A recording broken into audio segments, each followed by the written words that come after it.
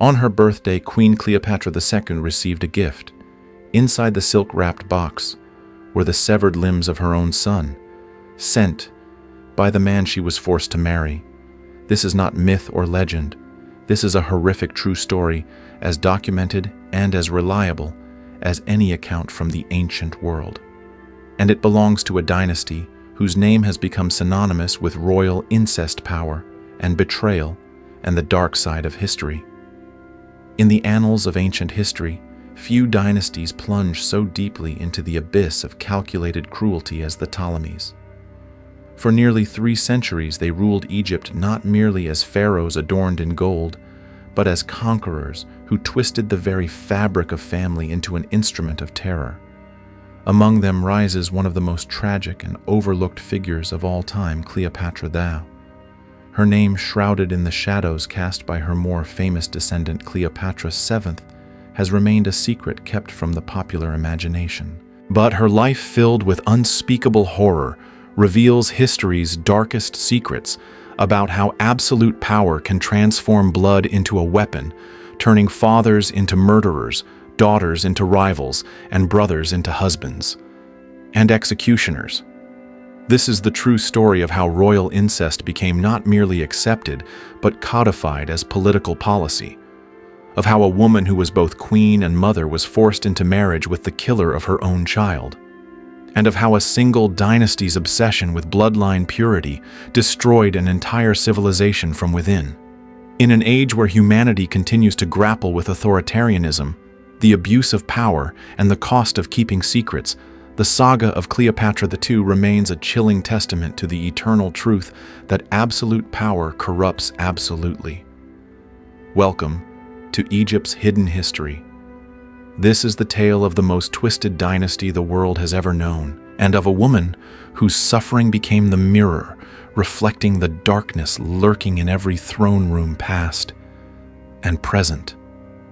The story of Cleopatra II begins not merely in the chambers of a royal palace, but in the very architecture of a dynasty built upon secrets, blood, and an obsession that would ultimately devour itself. For the Ptolemies, known to historians as the Ptolemaic dynasty, were no ordinary rulers. They were conquerors who arrived in Egypt not as children of the Nile, but as Macedonian generals, heirs to the sword of Alexander the Great. And from the moment they seized power, they carried with them an idea so radical, so corrosive, that it would transform Egypt into a kingdom forever haunted by the specter of royal incest. Unlike other Hellenistic dynasties that gradually blended with local customs, the Ptolemies clung to their Greek identity with almost religious fervor. They spoke Greek. They worshipped Greek gods alongside the Egyptian pantheon. But most crucially, they married only among themselves, brothers to sisters, mothers to stepsons, daughters to uncles. In their world, forbidden love was not scandal, it was sacred policy. For the Ptolemies, purity of blood was power. The belief ran deeper than politics, it was a creed. They were convinced their royal lineage contained a divine essence, a spark of the gods, a flame that must never be diluted by outsiders. And so they wove a cage around themselves, where love, loyalty, and even basic human relationships were all bent beneath the weight of bloodline purity. But this system, designed to protect the throne, became a trap. It limited potential alliances. It turned siblings into rivals. It fed an atmosphere where every embrace might hide a dagger. And as Rome's shadow grew longer across the Mediterranean, the stakes for the Ptolemies grew ever higher. Each generation plunged deeper into secrecy and violence, convinced that absolute power demanded absolute control, even over the bonds of family. This was the world into which Cleopatra II was born, a world where kings and queens believed themselves divine, yet stood perched above an abyss of betrayal, plotting, and dark history. And it is here, amid Alexandria's glittering marble halls and whispered ancient secrets, that her story would unfold, leading us into a labyrinth of loyalty and treachery that would define not only her fate, but the fate of an entire civilization. Yet even as the Ptolemies clung desperately to their divine blood, Egypt itself was a kingdom simmering beneath the polished marble of its royal palaces, a land teetering between grandeur and collapse. By the 2nd century BCE, the ancient empire, once the marvel of the world, stood at the crossroads of dark secrets and political chaos. For centuries, native Egyptians had gazed upon their Macedonian rulers with suspicion, never fully accepting these Greek-speaking monarchs who wore the crowns of pharaohs but worshipped foreign gods. Revolts flickered across the countryside like brush fires fueled by resentment and a growing sense of national identity. Meanwhile, the shimmering temples and colossal statues that lined the Nile could not hide the cracks running through Egypt's economic foundation. Inflation ravaged the markets. Agricultural yields shrank under the weight of mismanagement and overtaxation. Hidden truths lay buried beneath Alexandria's scholarly brilliance. The people suffered, while the dynasty bled the kingdom dry to finance its wars and intrigues. Beyond Egypt's borders, another shadow loomed. The rising power of Rome cast a long and gathering darkness across the Mediterranean, its legions ever closer, its ambition unbound. The once great Hellenistic kingdoms were falling one by one, their crowns swept aside by an empire that understood only conquest and tribute. To the Ptolemies, Rome was both a threat and a tool, a force to manipulate or to fear, depending on which sibling sat upon the throne. Into this vortex of uncertainty, betrayal, and geopolitical turmoil, Cleopatra II was born. Hers was not merely a royal childhood, but an upbringing steeped in the cold calculus of survival. From the moment she opened her eyes in Alexandria's palace, she was surrounded by marble halls that glittered with knowledge and corridors echoing with secrets of murder, incest, and dynastic plots. In Egypt, the past and future balanced on a knife's edge, and every royal child was raised to understand one truth above all others. In the Ptolemaic dynasty, family was never just family. It was the first battlefield. And it was within these perilous walls that Cleopatra II would begin the journey that would seal her name among the most tormented figures in Egypt's hidden past. Leading us into the next chapter of her story, her early life, and the lessons she learned about love, loyalty, and survival.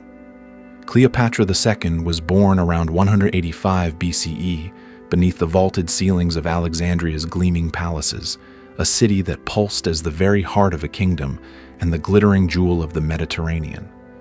Outside its alabaster walls, Egypt trembled under economic strain and political unrest. But within the royal complex, another drama brewed, one written in bloodlines, alliances, and the ever-tightening coils of royal incest that defined the dark secrets of the Ptolemaic dynasty. From the earliest days of her childhood, Cleopatra II was no ordinary princess. She was the daughter of Ptolemy V, and Cleopatra I herself, a princess of the Seleucid Empire. The very air she breathed was thick with the weight of history and the expectation of divine rule. Surrounded by scholars, philosophers, and priests, she was educated in Greek literature, rhetoric, and statecraft. Her days unfolded amid the marble halls of the Library of Alexandria, where scrolls whispered of gods' wars and the hidden mechanisms of power. Yet intertwined with this learning was a curriculum far darker and far more dangerous, the understanding that in her family, love was a currency and loyalty could be lethal. For Cleopatra II, the meaning of family was twisted from the start. Her siblings were her potential husbands. Her uncles could become her lovers or her executioners. In the eyes of the Ptolemies, marriage was less a bond of affection than a political gambit designed to preserve the purity of royal blood and secure the throne against foreign claimants. As she came of age, the weight of this destiny fell squarely upon her shoulders. Around 180 BCE, Cleopatra II entered into marriage with her brother Ptolemy VI, a union that fulfilled the dynasty's tradition of sibling marriage. But this was no simple act of ritual or affection. The marriage was a calculated move intended to create a unified front amid growing tensions both within and beyond Egypt's borders. For a brief moment, the royal couple stood as symbols of dynastic strength and hope. They shared a throne, a lineage, and perhaps, according to some ancient sources, genuine affection. Together they brought children into the world, weaving yet another generation into the dynasty's entangled web of power and betrayal. But even in these early years, shadows gathered. The presence of their younger brother, Ptolemy VIII, complicated the balance of power, creating an uneasy triumvirate destined to fracture under the pressure of ambition and jealousy. In the gilded rooms of Alexandria, whispers flowed like poison rumors of plots, shifting allegiances, and betrayals waiting to be born. Cleopatra II learned quickly that in the Ptolemaic dynasty, every embrace might conceal a dagger, and every sibling could transform overnight into a rival for the throne. As Egypt teetered between the brilliance of its cultural achievements and the darkness of its political intrigues, Cleopatra II's role as queen's sister, wife, and future mother placed her squarely at the center of the ancient political thriller unfolding around her. The stage was set for a series of events that would test the limits of human endurance and redefine the boundaries of loyalty and grief. And those tests would begin sooner than anyone could have foreseen when a foreign king saw opportunity in Egypt's divisions, and the flames of invasion threatened to engulf both kingdom and queen. As Cleopatra II settled into her role as queen beside her brother-husband Ptolemy VI, the fragile peace that held the kingdom together was already beginning to crack. The Ptolemaic dynasty, despite its glittering facade of temples, libraries, and dynastic pageantry, stood upon a fault line of dark secrets and rival ambitions, and it would not take long for the tremors of those buried tensions to shake the throne. In 169 BCE, a new player entered the stage: Antiochus IV Epiphanes, the formidable ruler of the Seleucid Empire, whose ambitions stretched like a storm cloud over the eastern Mediterranean. Sensing weakness in the Ptolemaic court, he seized his moment. Under the banner of conquest and divine right, Antiochus led his armies across Egypt's borders, determined to exploit the internal divisions he knew festered beneath the royal surface. The clash of ancient superpowers had begun. His invasion struck with ferocity. Memphis fell under Seleucid control. Ptolemaic authority crumbled outside Alexandria's marble walls. Panic swept through the kingdom as rumors spread of the king and queen fleeing before the advancing enemy. Cleopatra II, barely into her 20s, found herself thrust into the crucible of war where the stakes were nothing less than the survival of her dynasty and perhaps her own life. Yet amidst the chaos, Cleopatra II revealed a strength that would define her reign. Ancient accounts suggest she played a pivotal role in rallying Alexandria's defenses, orchestrating alliances, and maintaining the fragile unity of a city on the brink. She was no mere ornament of the royal court. She became a figure of authority standing beside Ptolemy VI, not simply as his consort, but as his partner in the battle for Egypt's soul. Rome, ever watchful and eager to extend its influence, intervened. The Senate sent envoys who, with a gesture as cold as iron, forced Antiochus to withdraw. Egypt was saved, but only for the moment. For though the Seleucid armies retreated, they left behind a kingdom profoundly shaken. The royal family had stood together in the face of foreign threat, but the unity that had carried Cleopatra II and Ptolemy VI through the crisis would soon shatter under the weight of jealousy and betrayal. Beneath the surface of public triumph, old wounds festered. The power vacuum left in the wake of Antiochus's departure exposed the dynasty's deepest vulnerabilities. Factions within the court began to shift. Whispers of conspiracy rippled through marble corridors, and Ptolemy VIII, ever the calculating younger brother, began to maneuver himself into a position of dangerous influence. Cleopatra II, once celebrated as the steadfast queen who helped repel a foreign invader, now stood at the precipice of an internal war whose weapons would be not only soldiers and swords, but the bonds of family itself. For in the Ptolemaic dynasty, the greatest threats to the throne often came not from foreign kings, but from within one's own blood. And as the kingdom licked its wounds, the stage was set for a conflict that would tear brother from brother and queen from king in the next chapter of this ancient political thriller.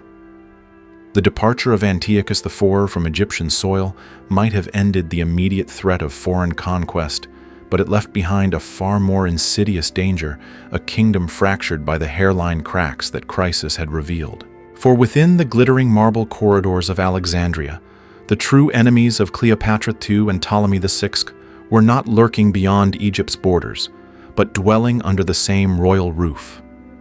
The Ptolemaic dynasty had always been a house built on shifting sands, where blood was both the glue that bound the family together and the blade that could tear it apart. Now those ancient tensions began to boil over into a conflict that would redefine the fate of the entire realm. In the wake of the Seleucid invasion, Ptolemy VIII, the younger brother, emerged from the shadows, weaving himself into the kingdom's power structures with the subtlety of a serpent. Ambition glimmered in his eyes, sharper than any blade. To the people, he was a member of the sacred bloodline. To Cleopatra II and Ptolemy VI, he was a threat whose hunger for power could not be ignored. And in the dangerous world of royal politics, even brothers could swiftly transform into mortal enemies. Ancient sources paint Ptolemy VIII as a man of dark secrets and ruthless calculation, a ruler whose cunning rivaled that of any Hellenistic monarch. He understood that power lay not merely in armies but in whispers, alliances, and the ever-shifting currents of royal favor. Courtiers and generals began to divide into camps, pledging loyalty to either Ptolemy VI and Cleopatra II, or to Ptolemy VIII, whose charisma masked an ambition that knew no boundaries. Cleopatra II, meanwhile, found herself navigating an increasingly perilous path. As queen and wife, she was expected to support her husband's authority. As sister to both men, she was caught between competing loyalties that would have shattered any ordinary mortal. But in the world of the Ptolemies, there was no room for sentimentality. Survival required a heart as cold as marble and a mind as sharp as a dagger's edge. Tensions erupted into a series of confrontations, each one eroding the fragile unity that had once held the royal siblings together. In Alexandria's palaces, every conversation carried hidden barbs. Every banquet was a potential stage for political maneuvering. The once glittering court transformed into a nest of vipers, its elegance concealing lethal intentions. Behind every silk curtain lurked conspirators ready to strike. Cleopatra II understood the stakes. She had watched kings fall to poison brothers, butcher brothers, and queens, forced to wear smiles as they stood beside the murderers of their own children. Now she faced the realization that the true enemy might be not a foreign king, but the brother she had grown up beside, the man who shared her blood and perhaps soon her throne. In the Ptolemaic dynasty, the line between sibling and sovereign was razor-thin and about to be obliterated. And as Ptolemy VIII's ambitions grew bolder, Cleopatra II stood at the brink of a catastrophe that would soon claim far more than mere power. For in the next chapter of this ancient political thriller, the death of a king would ignite a spiral of grief, betrayal, and the unimaginable horrors yet to come. The simmering tensions within the Ptolemaic dynasty could not be contained forever, and in 145 BCE, the fragile balance of power shattered with the sudden ominous death of Ptolemy VI, a moment that would propel Cleopatra II from the gilded security of queenship into a vortex of unimaginable grief, terror, and the deepest dark secrets of royal politics. The circumstances surrounding Ptolemy VI's demise remain cloaked in ambiguity, lost among the conflicting scrolls of ancient historians. Some claim he fell in battle while campaigning in Syria, striving to hold back the tides of foreign influence that threatened Egypt's sovereignty. Others whisper darker theories that he was murdered, the victim of a conspiracy woven within the silken walls of his own court. In a dynasty where poison flowed as easily as wine and betrayal was a language spoken fluently, either possibility was all too plausible. Cleopatra II was left a widow, stripped not only of her partner, but of the fragile shield that had protected her from the full brutality of dynastic intrigue. And the stakes were terrifyingly clear. Ptolemy II's passing left a young son, Ptolemy VII, as the nominal heir, a child king in a kingdom where children rarely survived long enough to wear the crown. In the blood-soaked history of the Ptolemies, child monarchs were pawns to be maneuvered, sacrificed, or extinguished to clear the path for rival claimants.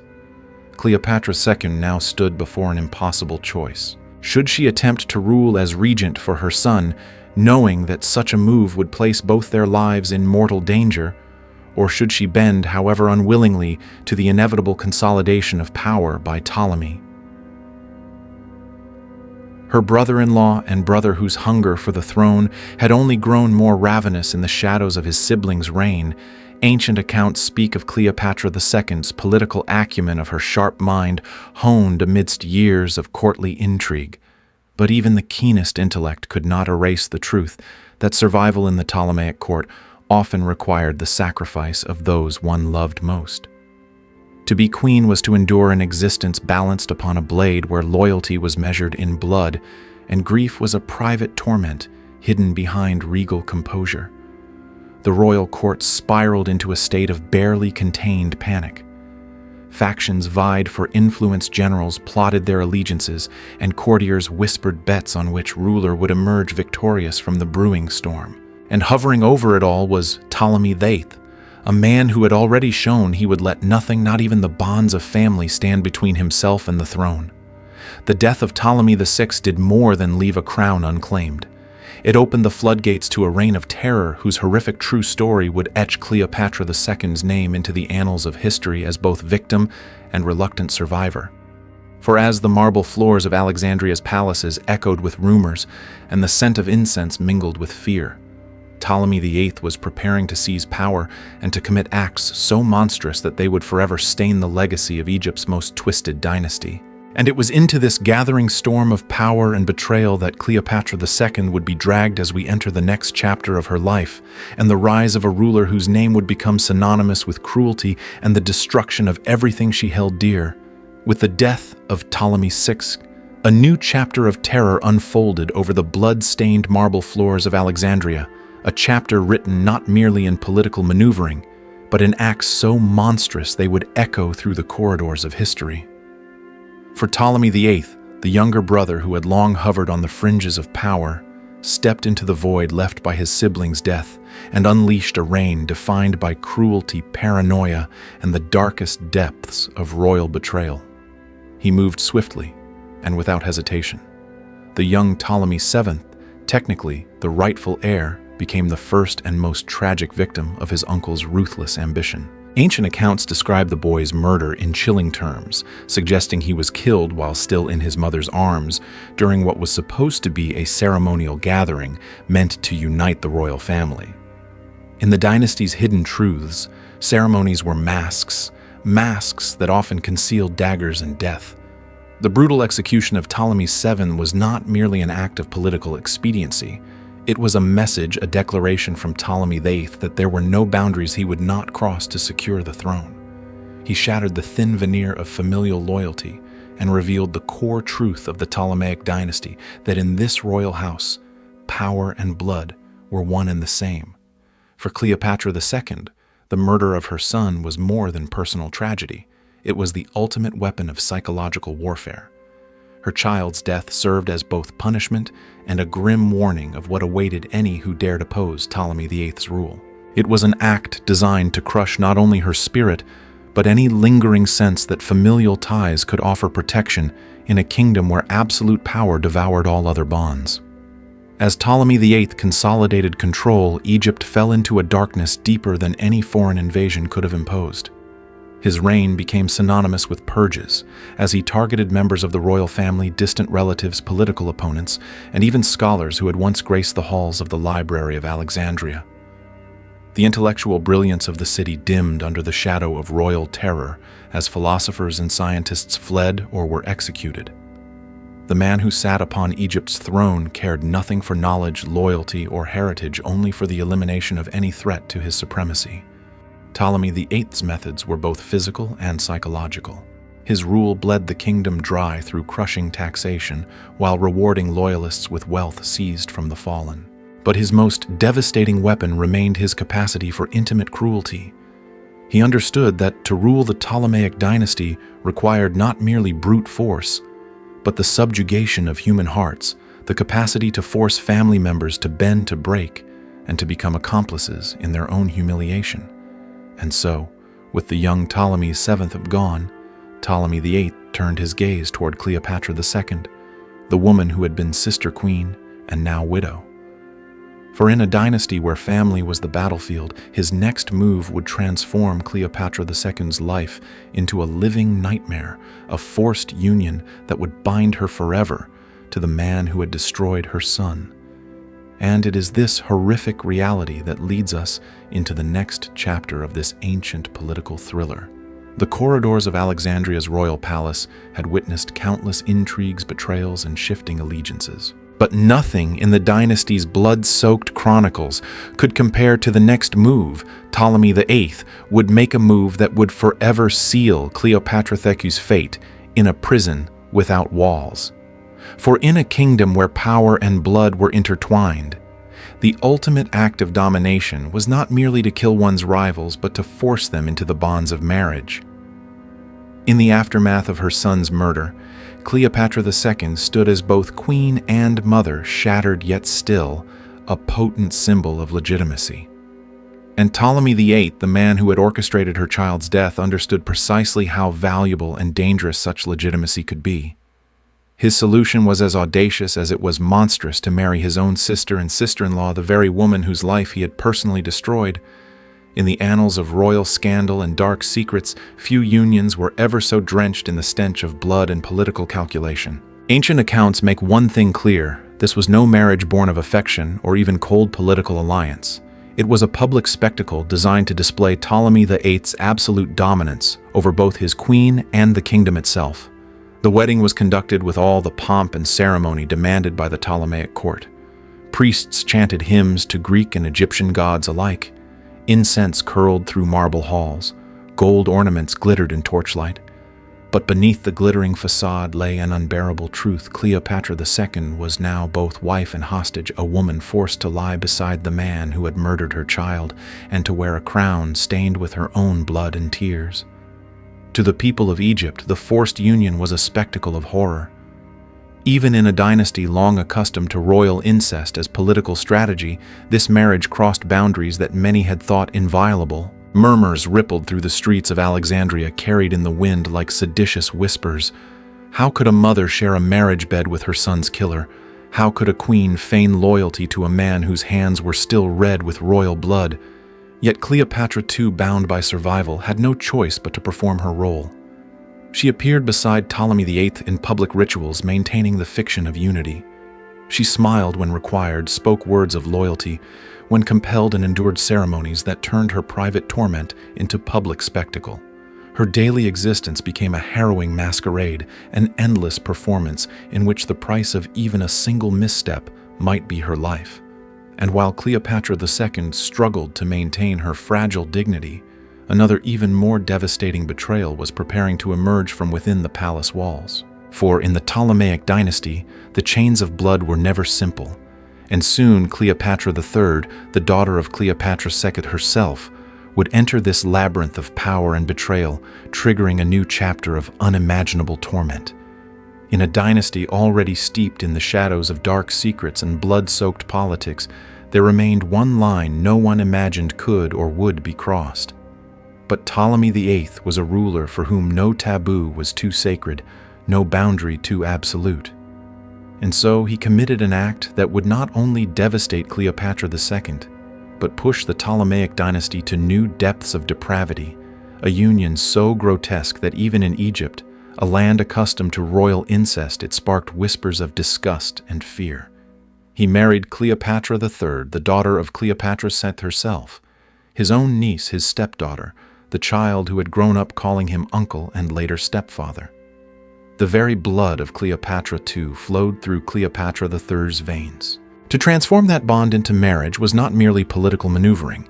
It was a deliberate act of humiliation, designed to shatter any last vestige of Cleopatra II's will. In this single act, Ptolemy VIII demonstrated the full monstrous scope of what absolute power could inflict not only upon a kingdom, but upon the human soul. The wedding, conducted with customary pageantry, was an obscenity masked in gold and silk.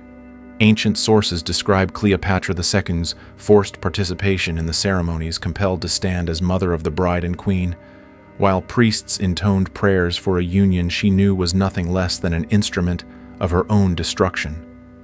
To the citizens of Alexandria, the spectacle was more than scandal. It was evidence that the royal family had descended beyond mere eccentricity into outright moral collapse. The people, though, accustomed to the dynasty's incestuous traditions, struggled to comprehend a reality where a mother must watch her daughter become her rival, her equal, and her co-wife.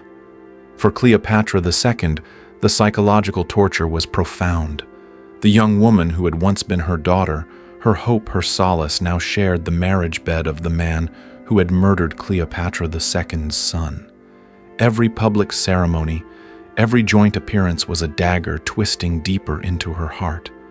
The court became an inferno of silent war, with courtiers forced to navigate the dangerous labyrinth of alliances between a mother and daughter bound together, yet torn apart by the same monstrous man. The presence of Cleopatra III destabilized every calculation of power. New potential heirs sprang from her union with Ptolemy VIII, creating rival bloodlines and deepening the fracture lines running through the dynasty. The people of Egypt, disillusioned and appalled, began to murmur of curses upon the royal house, and even priests hesitated to perform rituals that celebrated the union. The once great image of the Ptolemaic kings as divine rulers began to crumble under the weight of their own unspeakable choices. Yet for Cleopatra II, the cost was more than political.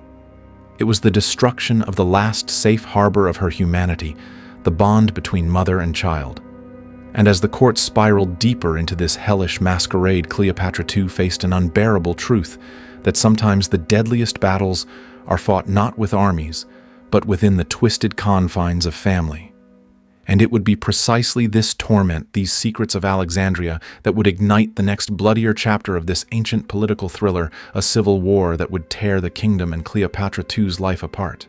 The poisonous threads woven by Ptolemy VIII's monstrous unions and savage purges finally pulled taut, snapping the fragile semblance of royal unity and plunging Egypt into open conflict. It was a war not merely for a throne, but for the very soul of a kingdom, a battle where bloodlines became battle lines, and where every sword stroke was driven by the dark secrets festering at the heart of the Ptolemaic dynasty. In 132 BCE, Cleopatra II could no longer endure the humiliation, the grief, the relentless psychological torment inflicted upon her by a husband who was also her brother and the murderer of her child. Her resistance erupted in a bold, desperate rebellion. Rallying loyalists within Alexandria and among influential priests and nobles, she rose to challenge Ptolemy VIII, transforming the royal palace from a stage of forced ceremonies into the epicenter of civil war. Alexandria became Cleopatra II's fortress, a city blazing with both torches and fury. The marble streets echoed with the clatter of armed men, the chants of factions loyal to their queen, and the whispers of spies carrying secrets between the warring camps. For a fleeting moment, the ancient political thriller seemed poised to deliver justice as Cleopatra II's forces gained ground, driven by righteous outrage and the hope of ending the reign of terror that had consumed their kingdom. Ptolemy VIII, however, was not a ruler to yield. Summoning mercenaries from distant lands, men who cared nothing for Egypt's past or her suffering, he marshaled brutal forces willing to spill blood without question. His armies descended upon Alexandria, besieging the city and cutting it off from food trade and hope. Ancient accounts describe the siege as one of the most savage chapters in Egypt's horrific true story. Starvation clawed at the populace. Disease spread through the cramped quarters. And all the while, Cleopatra II stood as both beacon and target, a queen refusing to break even as her people suffered around her. Yet the siege was not merely a military campaign. It was psychological warfare. Ptolemy VIII used terror as his weapon, orchestrating purges within his own territories, executing anyone suspected of sympathy for Cleopatra II. In Alexandria, the queen's allies began to fracture under the weight of despair, some secretly negotiating with the king for survival. The dream of liberation twisted into a nightmare of betrayal and hopelessness. In the end, the city that had once been the crown of the Mediterranean world became a mausoleum of ambition and ideals.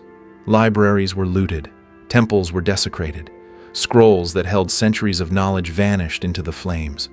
Alexandria, the city of scholars, fell silent under the iron grip of a king who placed his throne above gods and mortals alike. And yet, even amid the ashes of civil war, Cleopatra II's story was far from over. For the man who called himself king, still had one final act of cruelty to perform, a deed so grotesque that it would transform personal tragedy into the ultimate symbol of royal horror.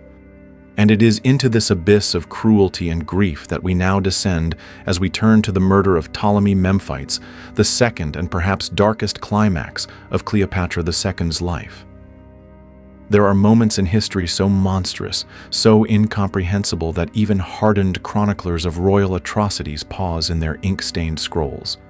And among the annals of Egypt's dark secrets, few events rival the horror that befell Cleopatra II during the inferno of civil war, the murder of her own son Ptolemy, Memphites, a crime whose cruelty defies both human compassion and the limits of political depravity. As Cleopatra II and Ptolemy VIII waged war across Egypt, a tenuous line still bound them in the person of their son Ptolemy Memphites. For the queen, he was not merely an heir, but a fragile hope, a possibility, that amidst the swirling chaos of blood and betrayal, something pure might yet endure. Ancient sources describe the boy as intelligent and promising his youth, a brief spark of light against the kingdom's encroaching darkness. But in the twisted calculus of Ptolemaic power, even the innocent were tools to be wielded or destroyed. It was during the height of the civil war that Ptolemy VIII committed the single act that would etch his name forever into the pantheon of history's most monstrous rulers. Seizing his own son, he ordered his execution not in secret, but as a deliberate display of dominance. And he went further still. He ordered the boy's body to be dismembered, the severed limbs placed in a package, and that package delivered to Cleopatra II as a birthday gift. The imagery is as horrifying as it is unforgettable. Imagine the queen already battered by loss, humiliation, and the weight of a kingdom in flames, unwrapping silk wrappings meant for celebration, only to discover blood-soaked fragments of her child. Ancient accounts linger on this detail not merely because it shocks, but because it lays bare the ultimate purpose of absolute power, to break not merely bodies, but spirits. This was not simply murder, it was psychological annihilation. It was the transformation of maternal love into an instrument of torture, a message delivered in flesh and blood that no bond, not even that between mother and child, could stand in the path of Ptolemy VIII's ambition. Historians across centuries have recoiled at this tale, recognizing it as the purest expression of how power unrestrained and corrupted can warp the very foundations of human decency. For Cleopatra II, the murder of Ptolemy Memphites marked the true climax of her nightmare. Her screams must have echoed through the gilded halls of Alexandria, bouncing off the marble that once witnessed triumphs and processions. And in that moment, the queen, who had survived conspiracies, invasions, and political betrayals, was crushed by a pain more intimate and more catastrophic than any foreign conquest. Yet even then, Cleopatra II's story did not end. The civil war raged on, blood soaking the sands of Egypt as the kingdom tore itself apart. And as the fires of Alexandria blazed, the queen, who had received the most horrific birthday gift in history, found herself standing amid the ruins of both her family and her nation. For the fall of Alexandria and the harrowing siege that would devastate not merely a city, but the intellectual heart of the ancient world, was about to descend in full fury, carrying Cleopatra II toward the next excruciating chapter of this ancient political thriller. The echoes of Ptolemy Memphite's murder had barely faded when the fires of vengeance and desperation erupted across Egypt, igniting the final catastrophic phase of Cleopatra II's civil war. A phase that would transform Alexandria, once the crown jewel of the ancient world, into a crucible of terror and ruin. It was the siege to end all sieges, a conflict that fused personal vengeance with political annihilation, and whose scars would linger for centuries in whispers of dark secrets and lost knowledge. Ptolemy VIII, drunk on power and driven by paranoia, unleashed his mercenary forces upon Alexandria, with a singular goal to break Cleopatra II utterly and reclaim the city that defied his rule. His soldiers, unbound by loyalty to Egypt, advanced like a plague, sacking the suburbs, burning fields, and choking the city's lifelines. Ancient accounts speak of columns of black smoke rising above marble spires, blotting out the sun as the scent of burning papyrus and human fear coiled through the streets. Inside Alexandria's walls, Cleopatra II became a queen trapped in a gilded cage. She moved among her people, desperate to sustain their faith, her presence a fragile thread holding together a city on the verge of collapse. Starvation clawed at the citizens, reducing once proud scholars and merchants to hollow-eyed specters queuing for scraps. Disease festered in crowded quarters, feeding upon bodies weakened by hunger and despair. The siege of Alexandria was not merely a military campaign. It was a systematic attempt to erase a culture, a kingdom, and a woman who had dared to defy absolute power. Yet the war was fought as much in shadows as on battlements. Ptolemy VIII orchestrated psychological warfare with surgical cruelty. Rumors flowed like poison through Alexandria's alleys, rumors that Cleopatra II's allies were defecting, that secret deals had been struck, that salvation was impossible. His agents whispered promises of mercy to those who would betray the queen. And one by one, Cleopatra II's supporters began to fracture, seeking safety for themselves and their families in exchange for silence or treachery. As weeks turned to months, the once thriving city of philosophers and poets became a haunted labyrinth of suspicion and suffering. The famed Library of Alexandria, repository of centuries of knowledge, suffered devastating losses. Scrolls vanished, scholars fled, and priceless wisdom scattered to the winds. It was not merely a siege of walls, but a siege of civilization itself, a deliberate dismantling of Egypt's intellectual soul. For Cleopatra II, the fall of Alexandria was more than the loss of a throne. It was the destruction of everything that had defined her identity, her city, her court, her culture.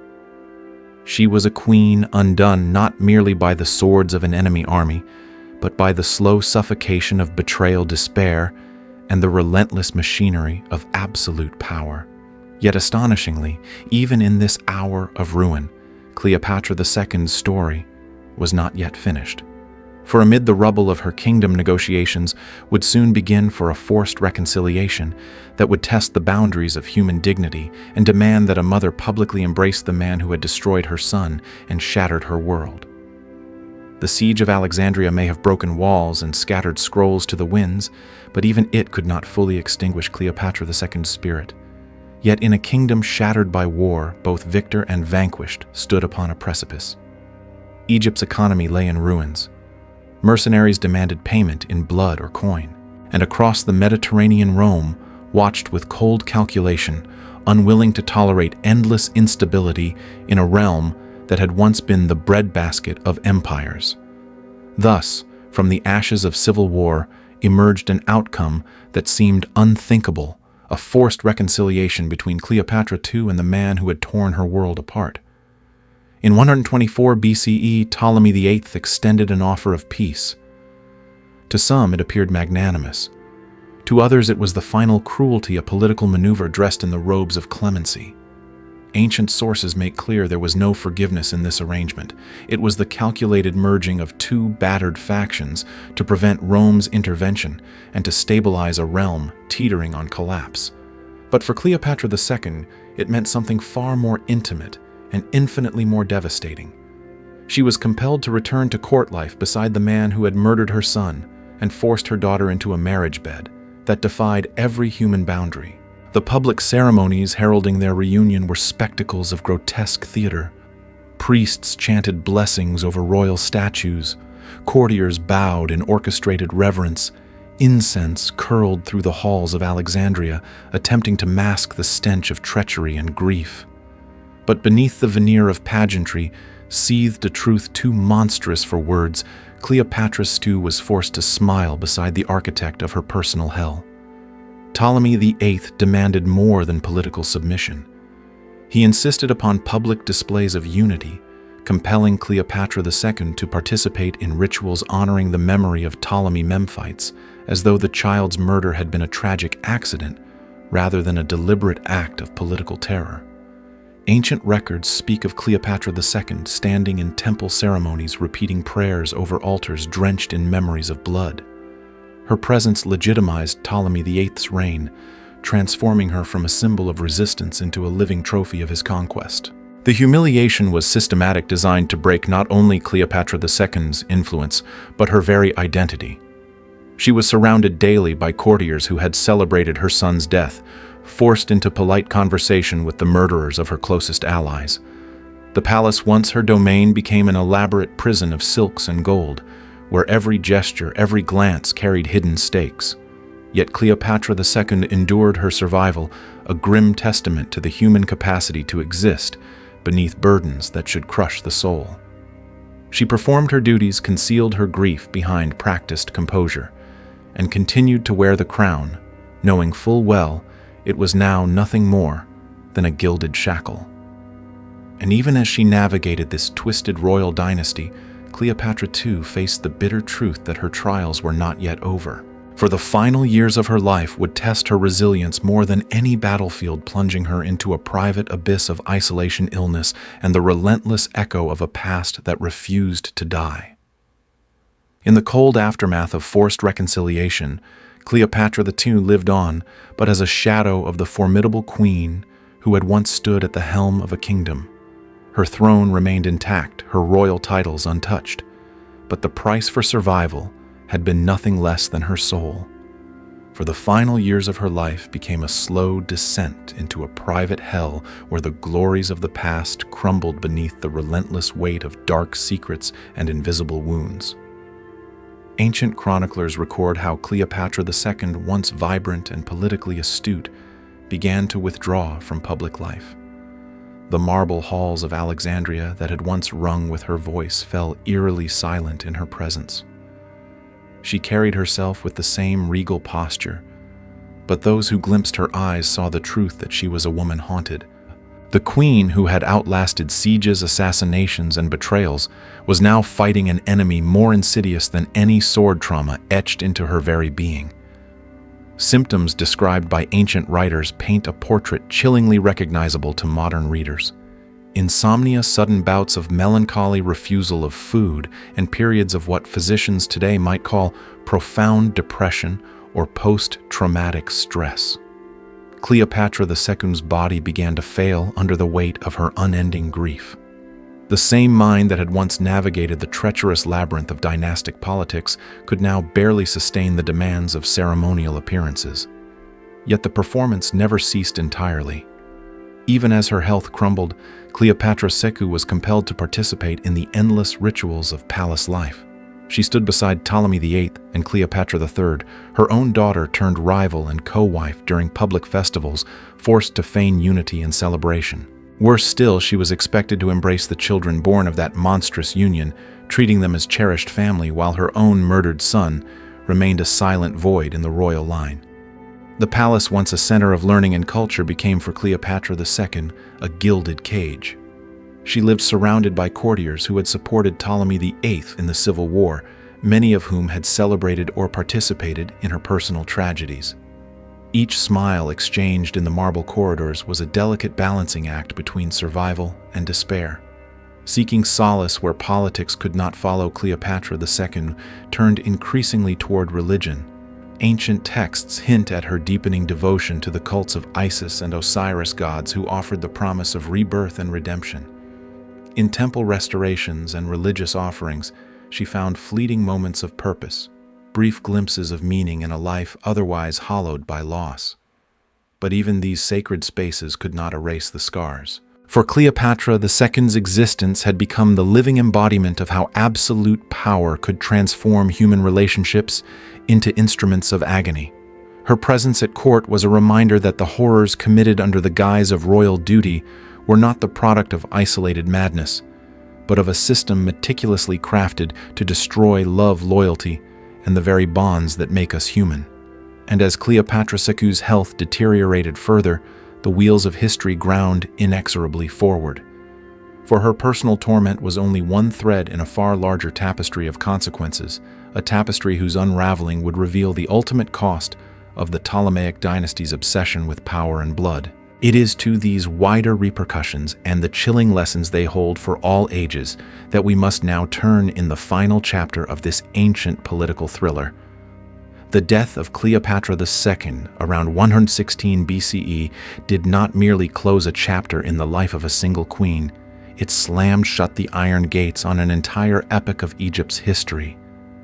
and yet the shadows cast by her torment reached far beyond the marble palaces of Alexandria, etching scars into the very fabric of Egyptian society, and leaving behind lessons as potent and as terrifying as any in the annals of the ancient world.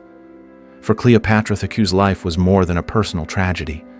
It was a mirror reflecting how absolute power can transform love into a weapon and family into an arena of unspeakable cruelty.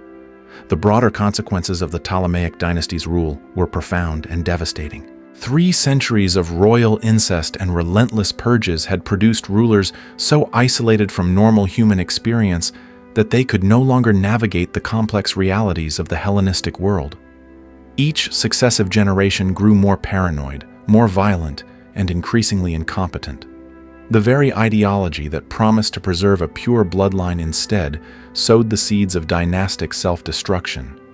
The Ptolemies had begun as Macedonian conquerors rivaling Rome, but by Cleopatra II's death, Egypt was staggering toward the fate of a client state, its sovereignty bartered away piece by piece. Nor were the consequences confined to the royal court. The people of Egypt, subjected for centuries to the spectacle of royal dark secrets and normalized violence, became desensitized to horrors that earlier generations would have found unthinkable. Ancient texts suggest that the dynasty's example corroded moral boundaries far beyond the palace walls. Domestic violence, exploitation, and betrayals of kin became increasingly tolerated as the royal family's perversions seeped into the broader social conscience. Economically, Egypt reeled under the weight of civil wars and purges. Alexandria, once the intellectual and commercial beacon of the Mediterranean, began to fade. Its libraries were depleted, its scholars scattered, and its status as a center of learning eclipsed by Rome and other rising powers. A kingdom that had once rivaled empires in wealth and knowledge now stood diminished, a hollowed remnant of former greatness. Cleopatra II's story became an object lesson far beyond Egypt's borders. Roman historians like Polybius and Josephus invoked the Ptolemaic saga as a warning that when rulers cast off moral restraint in favor of absolute authority, even the most advanced civilizations can devour themselves from within. The Ptolemies became synonymous with dynastic degeneracy, a symbol of how power and betrayal can spiral into systems so monstrous that their victims become both prisoners and participants in their own oppression. Yet even in this darkness, Cleopatra II's endurance remains a stark testament to human resilience. She fought, she survived, and in the end, she left behind a story that forces every generation to confront uncomfortable truths about the cost of power.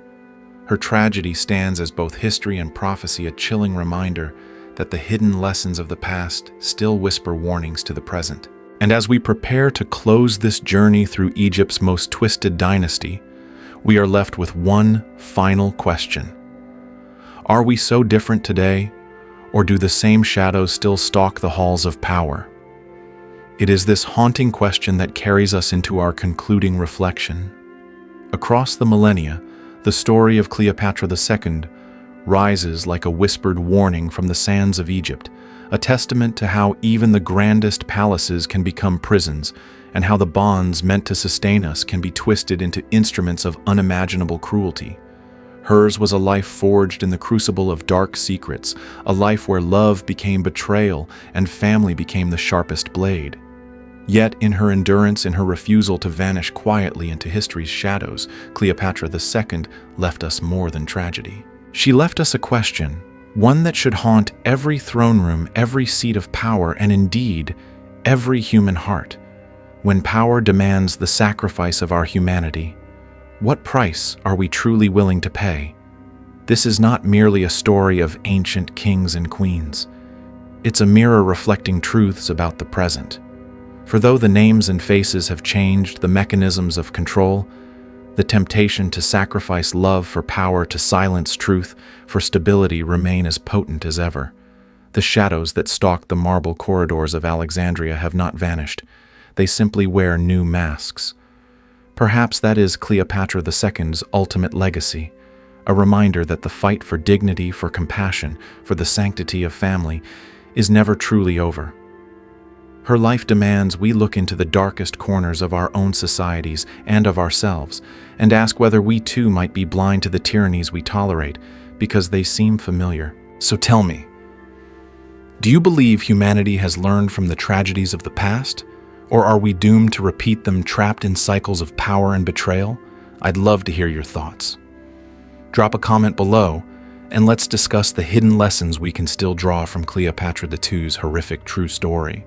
And if you found this journey through Egypt's twisted royal dynasty as eye-opening and chilling as I did, hit that like button, subscribe, and save this video so you can revisit the secrets and warnings that history still whispers to us today. Because sometimes the only way to protect the future is to remember the past.